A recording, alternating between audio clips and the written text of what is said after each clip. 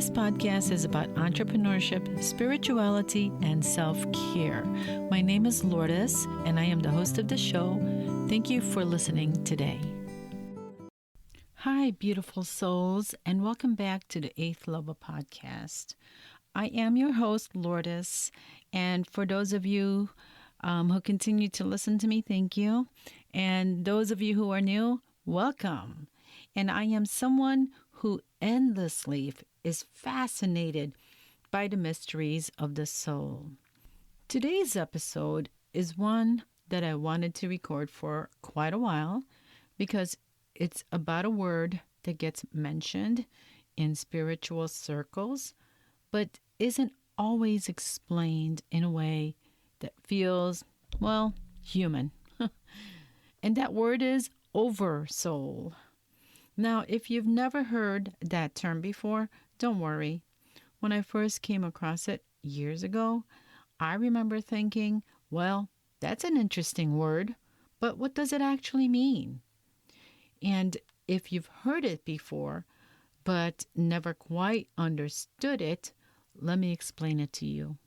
This is not going to be a history lesson, and it's not going to be a philosophy class, all right? So instead, imagine we're sitting together with a cup of coffee, having one of those conversations that starts with a simple question and somehow ends up changing the way you see life. Do you know what I mean? Because that's exactly what happened to me. So, have you ever met someone and felt an instant connection? Not attraction necessarily, just familiarity. As if your soul whispered, "Oh, I know you." Like you felt like you met each other before, perhaps in a different lifetime. Have you ever experienced deja vu so strongly that you had to stop what you were doing? Or maybe you had a dream that had stayed with you for days because it felt more like a memory than a dream. As a medium, I've heard stories like these from clients for years. I've experienced them myself, and they've always made me wonder, are we really just this one lifetime? Or are we something much bigger? I don't pretend to have all the answers. In fact, I think anyone who says they do should probably be questioned a little.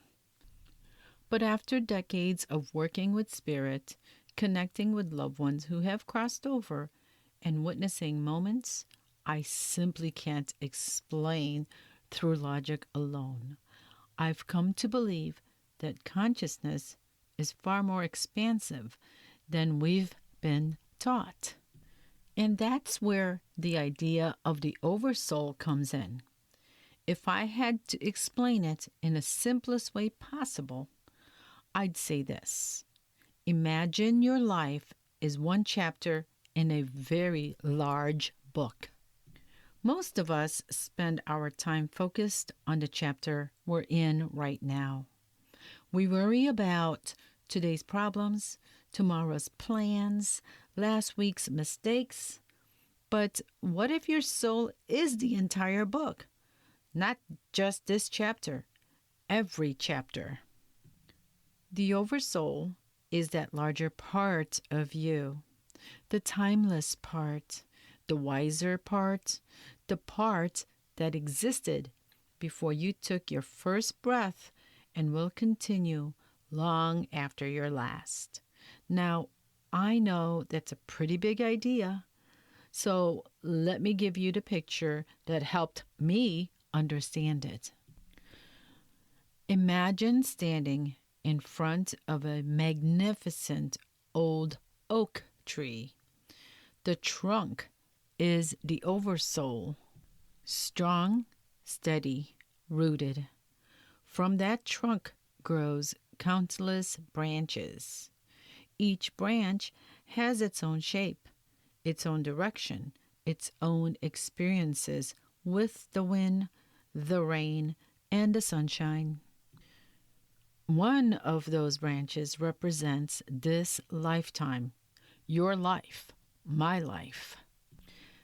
Each branch looks separate, but every one of them is connected to the same trunk, drawing from the same roots, receiving life from the same source.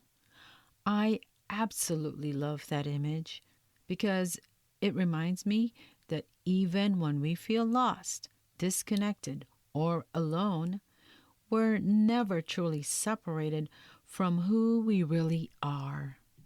Sometimes I think life isn't about becoming someone new. Maybe it's about remembering who we have always been. And isn't that a comforting thought? Instead of constantly trying to fix ourselves, maybe we're simply uncovering what was there all along. Now, before we go any further, let's spend just a couple of minutes talking about where the word oversoul actually came from. And you might be surprised to learn that it is not a modern New Age term.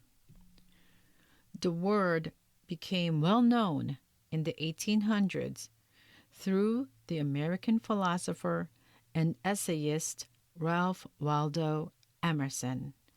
He wrote an essay called The Oversoul, where he described a universal divine presence that connects every human being. But Emerson wasn't creating a brand new idea. He was putting words to something much older. As he studied different philosophies and spiritual traditions, he found that many of them described a similar understanding that beneath our individual personalities, beneath our separate lives, there is a deeper unity. Ancient Hindu teachings speak of one of these universal consciousness. Other mystical traditions described returning to the divine source. Different cultures, different languages, different names. Yet they all seem to point towards the same possibility that we are all connected, not just to each other, but to something infinitely greater than ourselves. I find that fascinating, not because it proves anything, but because when people separated by thousands of miles and thousands of years arrive at similar spiritual insights, I think it's worth paying attention. And honestly, as a medium, it also makes sense. So let's dive into this further. If the oversoul is a larger part of who you are, what does that actually mean for us every day in life? Because I don't know about you, but I love learning about spiritual concepts only if they actually help me understand life a little better. It's just interesting information. So let's make it practical. Have you ever met someone for the very first time and instantly felt comfortable around them? Not because they reminded you of someone, not because they were especially outgoing, just something inside you that said, I know this person. I've met this person somewhere, but you can't pinpoint it. It's almost as if your soul recognized them before your mind had a chance to catch up. I've heard countless stories like that over the years. People describe meeting someone and feeling like they've been friends forever. Or they fall in love and say, I feel like I've known you my whole life. Now, does that automatically mean you've shared another lifetime together? No, we can't know that for sure or for certain. But many spiritual traditions suggest that our souls form meaningful relationships over many lifetimes. Some people call them soulmates. Some call them soul families, others refer to soul groups. Different names, same basic idea that our souls travel, learn, and grow with other souls over time. Personally, I find that to be a beautiful possibility. It certainly explains why some relationships feel effortless, while others challenge us in ways we never expected. Sometimes the people who change us the most aren't the ones who stay forever. Sometimes they're the ones who arrive exactly when we need them. Think about that. Has someone ever entered your life for what seemed like a brief moment? I know I have, yet completely changed the direction of your life. Maybe it was a teacher, a mentor, a stranger, or someone you only knew for a short time. Yet years later, you still think about them. I've had those people in my life. Maybe you have too. Then there's deja vu. Now, I've always found deja vu fascinating. You're standing somewhere, having a conversation, and suddenly you think, wait, I've done this before. It's such an odd feeling because for a few seconds, everything feels incredibly familiar. Scientists have their theories, and they're certainly worth considering. Some believe it's simply the brain processing information in an unusual way. Others see it as a memory glitch. But spiritually, some people believe deja vu could be a little nudge from the soul, almost like your oversoul's gently whispering, yes, you're exactly where you're supposed to be. Now, how do I know if that's true? I don't. I don't know. But I have experienced moments in my own life where deja vu felt so profound that it made me stop in my tracks. It wasn't just familiarity, it felt meaningful. Have you ever had that happen? I think many of us have. And then there are moments of intuition. You know the ones. You think of someone, and seconds later, they call. You suddenly decide to take a different route home, only to discover there was an accident on your usual road. You get strong, a very strong feeling not to make a certain decision, even though logically it seems like the right one. I can't tell you how many times clients have shared stories like that with me before. And I've lived through plenty of them myself. The older I get, the more I trust those quiet inner nudges. Not every thought is intuition, but intuition has a very different feeling. It's calm, it's steady, it doesn't shout, it just simply knows. I've learned that if fear is screaming and intuition is quietly whispering, I should probably listen to the whisper. And people often ask me, Lourdes, where does intuition come from? That's such a great question. Some people would say it's your subconscious mind. Others would say it's guidance from spirit. Some people believe it's your guardian angels. Others call it your higher self. And maybe the Oversoul is another way of understanding that connection. Maybe intuition is one of the ways our larger consciousness gently guides us through this lifetime, not controlling us, not making our decisions, just offering a little nudge every now and then. I like that thought. It reminds me that we're never really navigating life alone. And as many of you know, I've spent years working as an evidential medium. And one of the things that has always amazed me is how much love comes through from those in spirit. People often ask me, are they okay? And almost every time, the answer that comes through is yes. Not only are they okay, they are still very interested in our lives. They're still cheering us on. They're still sending signs. They're expressing love. Now I realize not everyone believes that. And you know what? It's okay. I'm just simply sharing what I've experienced over many years of doing this work.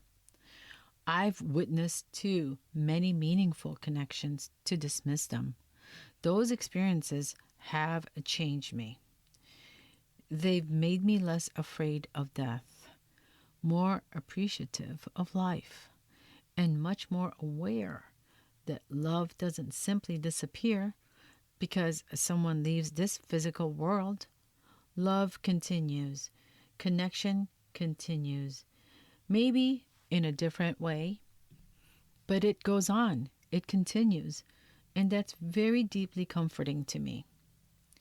Sometimes people ask if our loved ones are still around us. Where are they? I smile because I don't think heaven is simply a place far away. I think it's more like a different state of consciousness or frequency, is what I also say, or a dimension. A different frequency, almost like changing the station of a radio. The music is always there. You were just not tuned in. Perhaps the Oversoul exists in that larger field of consciousness, a place where separation isn't nearly as real as it feels here. Imagine that for a moment.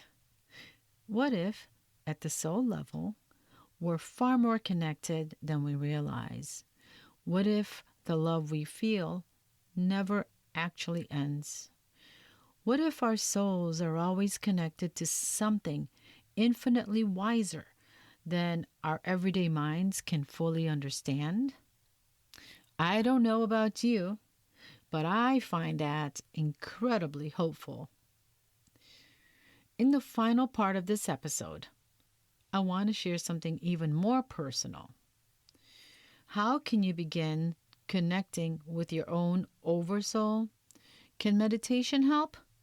What about dreams, automatic writing, nature, prayer, or simply learning to trust yourself a little more? We'll explore all of that as we wrap up today's conversation. Okay, if the oversoul is the larger part of who we are, how do we connect with it? That's the question, isn't it? Because it's one thing to understand an idea intellectually, it's something completely different to experience it. And here's the good news. I don't think connecting with your oversoul has to be complicated. In fact, I think many of us are already doing it without even realizing it. Think about the moments in your life when everything suddenly became quiet. Maybe you are sitting by the ocean, walking through the woods, watching a sunrise, looking up at a sky full of stars. For just a moment, your mind stopped talking. There was nothing to figure out, nothing to fix, nothing to worry about. You simply were. Have you ever noticed that? Those moments are precious because when our minds become still, sometimes our souls have room to speak. I don't believe the oversoul communicates with fear or panic or chaos. It speaks gently, quietly, almost like a loving whisper. The challenge is our lives are so noisy. Our phones are buzzing. The television is on. We're scrolling through social media. We're thinking about work, making dinner, paying bills, planning tomorrow, and that gentle whisper gets buried underneath all that noise. Maybe that's why so many spiritual traditions emphasize stillness. And not because stillness is magical, but because stillness helps us hear. Meditation has been one of the greatest gifts in my own spiritual journey. Now, if you're sitting there thinking, oh, Lourdes, I'm terrible at meditation. Oh, gosh, I get it. Believe me, you're not alone. People think meditation means having a completely blank mind. Please, it doesn't.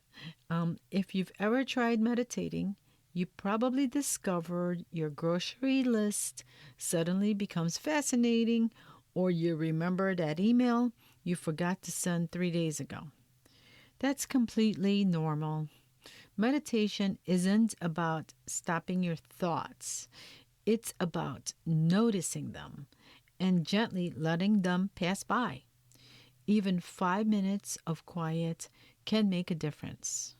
Not because you're trying to force a spiritual experience, but because you're creating space.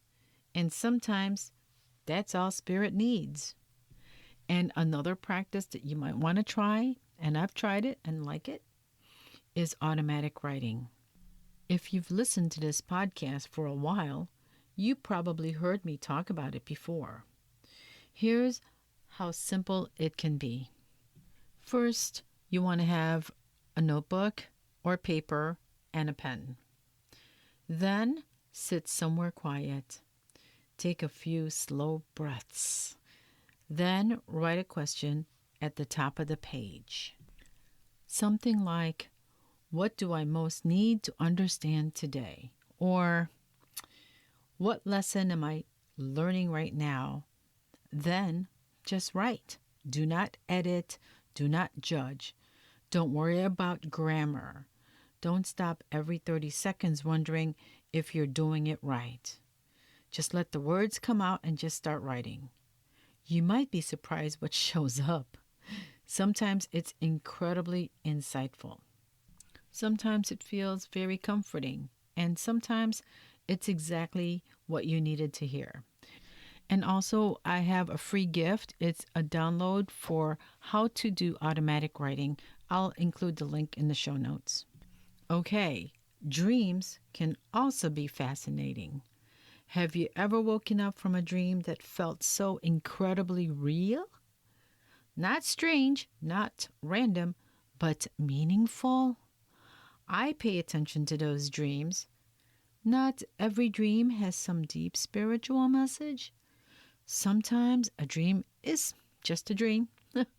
But every now and then, one stays with you, right? Have you ever had that? You can't stop thinking about it. It touches you. It touches something deep inside of you. Those are the dreams I write down.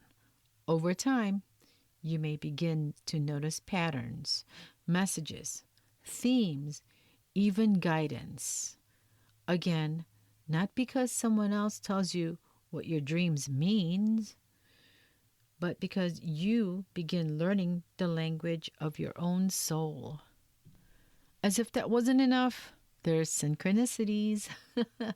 Those little moments that make you smile. You think about someone, they call. You ask the universe for a sign, and suddenly feathers seem to appear everywhere. You keep seeing the same number. The same song plays exactly at the right moment. That perfect book practically falls into your lap. Coincidence? Maybe. Meaningful?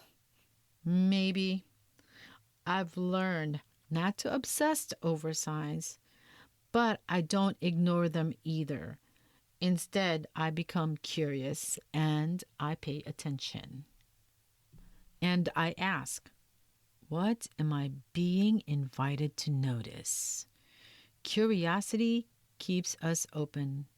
Fear closes us down. You know, after all these years working as a medium, people sometimes ask me, Lourdes, what's the biggest lesson you've learned? It's a beautiful question, and my answer has changed over the years. Today, I think I'd say this, that we're loved far more than we realize, not just by our family, not just by our friends, but by spirit and the divine or oneness, by those who have crossed over, by something infinitely greater than ourselves. Love really does continue. And maybe, just maybe, we've never been as alone as we sometimes think we are. That belief has carried me through some very difficult moments in my own life. Maybe it can be the same for you. So if there's one thing I hope you take away from today's episode, it's this. You are so much more than your resume, more than your mistakes, more than your fears, more than the difficult season you're walking through right now.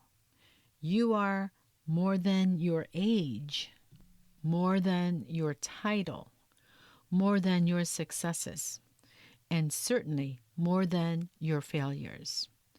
Whether you call it Oversoul, your higher self, divine consciousness, source, God, or simply the deepest part of your own soul, I believe there's a wiser part of you that's always been there, patiently, lovingly, quietly guiding you. The question isn't, is it speaking? I think it is. The real question is, are we listening or paying attention? Maybe that's why you're here today. Maybe you didn't stumble onto this episode by accident. Maybe something inside you was ready for this conversation. And if that's true, I hope you leave today feeling encouraged, feeling hopeful, feeling a little more connected than you did 20 minutes ago. Because the truth is, life is full of mystery. None of us has every answer. And honestly, I think that's part of the beauty. We are all learning. We are all growing. We are all remembering. One experience, one relationship, one lesson, one life at a time. Thank you so much for spending this time with me today. If this episode resonated with you, I truly love to hear from you. Send me a message, share your thoughts, or tell me about an experience you've had that made you wonder if there's something more.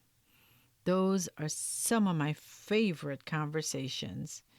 And if you'd like to learn more about my work or me, visit my website at mediumlourdes.com. You'll find some resources that could support you on your spiritual journey. Until next time, take care of yourself, trust your intuition, be kind to yourself, stay curious, keep your heart open, and remember, maybe your soul has always known who you are, and this lifetime is simply your opportunity to remember. I am Lourdes. Thank you for listening today, and I'll meet you in the next episode. Bye for now. I hope that you enjoyed this podcast, and please share this episode with your friends. Please subscribe, rate, and review this episode. Thanks for listening.